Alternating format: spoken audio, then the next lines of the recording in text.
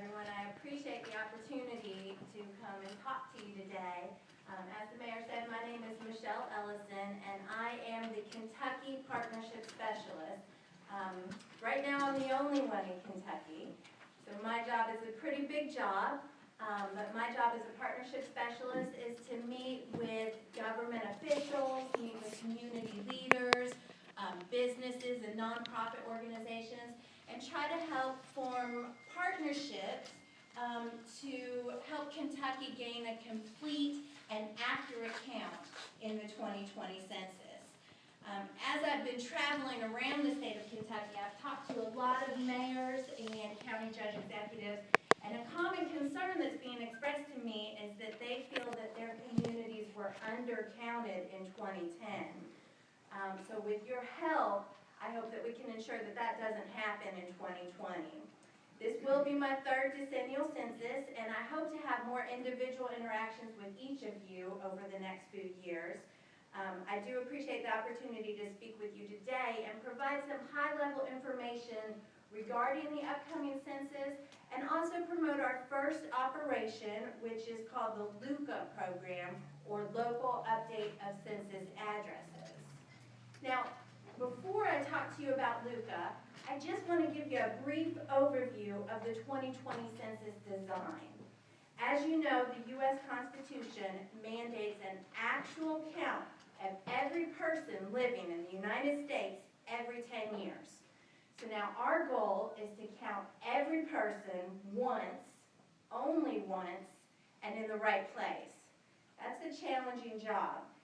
The primary use of the data we collect is to apportion representation among states and to draw congressional and state legislative districts.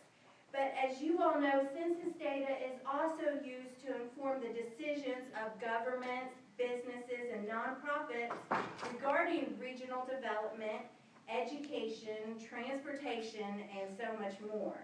Additionally, census population figures form the basis for the allocation of a significant amount of federal funding.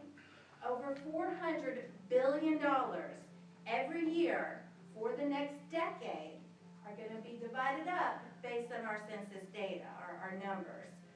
So this graphic illustrates why building a strong geographic foundation is so very important to the success of the 2020 census.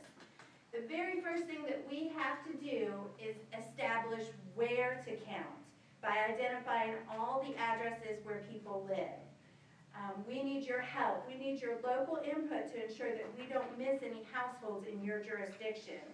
Missing a housing unit and the associated population that lives in that housing unit may result in a missed opportunity for your government to benefit from federal funding for the next decade. Now, once we establish where to count, the next step is to motivate the people to respond. Again, this will be another time that I'm reaching out to you to help form what we call local complete count committees.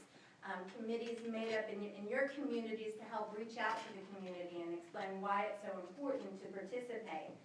Now, in 2000, 72% of Kentucky households completed and returned their census questionnaire, no problem. In 2010, we increased that number to 77%, which was wonderful.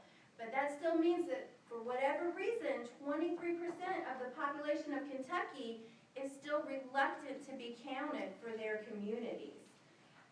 That leads us to the third step in the process, which is actually counting the population. Using those initial address lists and maps that we developed in the beginning, we hire an army of foot soldiers, so to speak, to go door to door and collect interview data from the non-responding households. And this probably is one of the most challenging aspects of conducting a census. And then finally, we release the census results to the public. Apportionment counts are provided to the President on December 31st of 2020, and in 2021, redistricting data is sent to the states, and high-quality demographic information is provided to the public.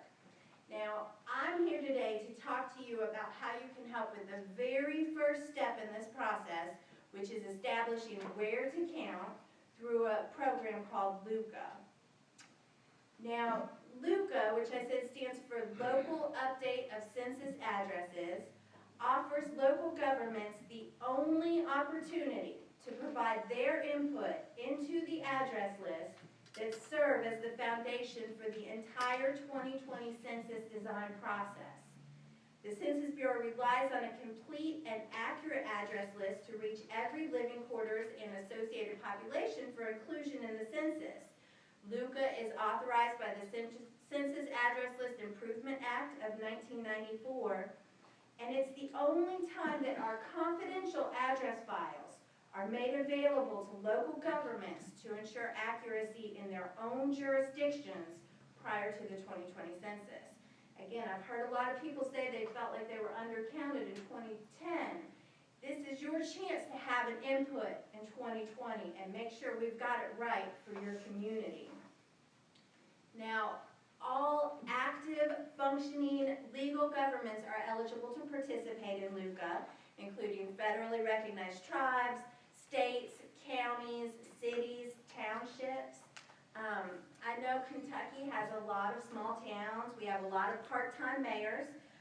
If your government lacks the resources to participate in LUCA, you can arrange for a higher level of government, such as a county, or an organization like this, like a regional planning agency, to conduct your address review for you.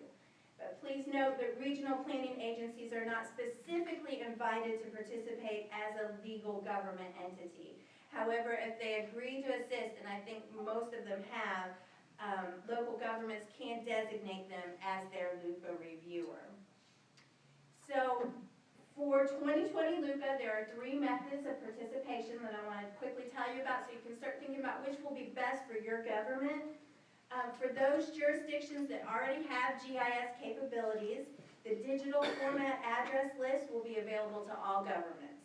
The Census Bureau is providing the 2020 LUCA digital address list in Excel or CSV format, and a database or a spreadsheet software such as Microsoft Access or Microsoft Excel is necessary to use the digital format address list. Now, the second method of participation is what we call the GUPS, which is the Geographic Update Partnership Software. This is a self-contained, customized GIS software tool provided by the Census Bureau. It's pre-packaged, and it includes the Census Bureau's address list, block count list, and Tiger Partnership shapefiles. Delivery of all this data, it comes to you on a DVD, so it's very easy to use. And then finally, the paper format address list is available, but only to participants with 6,000 or fewer addresses. And while that may sound like a low number, more than half of the eligible governments across the U.S. have less than 6,000 addresses in their communities. Now, if you opt for the paper address list, it's printed on legal-size paper, and there's only 6 addresses on each piece of paper. So if you opt for this option, you're going to be reviewing a stack of papers that's pretty thick. Now, it's important to note that each participating government must designate a LUCA liaison who accepts the responsibility for protecting the confidentiality and safeguarding the Title 13 materials that we will be providing you. The LUCA liaison, reviewers, and anyone with access to the Title 13 materials must read, understand, and agree to the confidentiality and security guidelines by signing a confidentiality form that we will send to you. Now, eligible governments should begin preparing now to determine their available resources. So first, review and submit the LUCA contact information form that you should have already received as part of the LUCA advance notice package. So those went out a while ago. Everybody should have received those by now. Next, consider your staff, your time, and your available local resources. Do you already have an address list that you can pull from, like an E911 list or water or utility records or building permits? And does your address list source, does it have multi-unit structure identifiers? So does it list apartments as, unit A1 or apartment B2? Does your address list source contain both residential and commercial information, and can you distinguish between the two? For the 2020 census, we are only interested in the residential information. And then how much time can your staff devote to conducting a LUCA review? If a complete review of the address list is improbable, you can start now by identifying your government's high priority areas. So think about areas where multi-units are concentrated, areas of new development, group quarters such as dormitories, nursing homes, correctional facilities, housing located in newly annexed land, or conversions such as warehouses that have recently been converted into housing units. And you can plan to focus your LUCA review on just those areas if that's all the time that you have and the resources that you have. And then ask yourself, do you want to designate or collaborate with a higher level of government or a regional planning agency to assist with your review? If so, go ahead and start reaching out to those agencies now, or those higher level groups now. It's important to start answering these questions and preparing now, because in July, which is just around the corner, the Census Bureau will be sending out the official 2020 LUCA invitation mailing. Now, beginning October of 2017, we'll be offering LUCA training workshops and webinars for those of you, for those that you designate as your LUCA liaisons. And in February of 2018, the actual LUCA materials will begin shipping to participants. Now, upon receipt, participants only have 120 calendar days to conduct their review and update the census address list. As I wrap up today, I just want to reiterate to you why your participation in LUCA is so important. The accuracy and completeness of the address list is critical to a successful 2020 census. I said it before, but I'm going to say it again. Missing a housing unit and the associated population that lives in that housing unit may result in a missed opportunity in your community that will continue for the next 10 years.